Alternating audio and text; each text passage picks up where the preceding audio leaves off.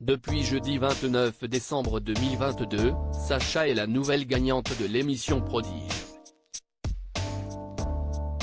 Cette danseuse de Perpignan a su charmer le jury.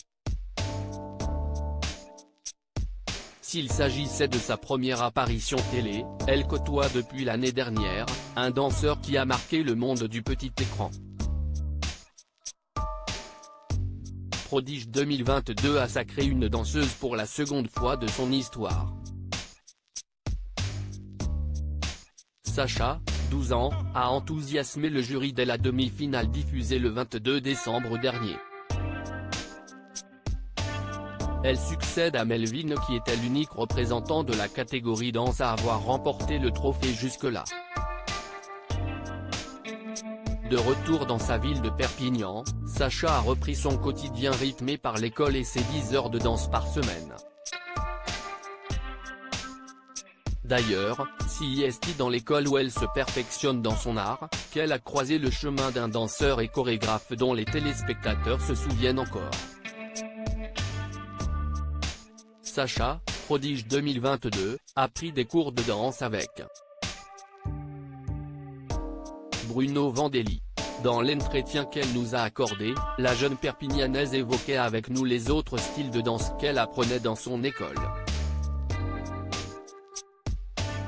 Outre le classique qui reste son domaine de compétence et vers qui son cœur penche, Sacha s'intéresse au lyrical jazz et au moderne. Elle précise alors que le danseur et chorégraphe Bruno Vandelli dispense des cours dans l'enceinte de son école lors de workshops, des ateliers d'1 ou 2 jours de cours.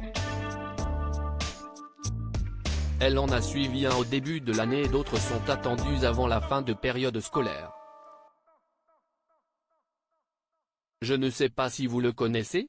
Questionne avec délicatesse la 9e gagnante de Prodige qui a bien compris que la danse n'était pas la spécialité de la personne qui lui pose des questions.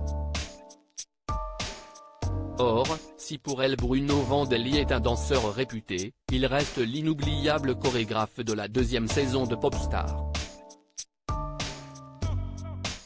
Popstar, à mi-chemin entre télé-réalité et télé-crochet débarqué il y a 20 ans sur M6, Popstar voulait raconter l'histoire vraie de la création d'un groupe. La saison 1 se faufile au milieu de toutes les nouvelles télé-réalités, dont la Star Academy, qui inonde la télévision. Le concept séduit et le jury révèle notamment la chorégraphe Mia Fry, dont le franc-parler, et les directives en anglais faisaient la joie du public. En saison 2, le challenge est difficile pour Bruno Vandelli, remplaçant de la danseuse à la table des juges. Pourtant, son style inimitable, sa jovialité et son exigence l'ont vite imposé dans le programme. Il reste encore célèbre pour une séquence où, emporté par son enthousiasme, il explique à son comparse Valérie Zetoun avoir trouvé le futur nom du groupe, Quadricolore, comme les 4 couleurs primaires. Finalement, le groupe prendra le nom de Watford et n'aura pas le même succès que les L5, groupe féminin formé en saison 1.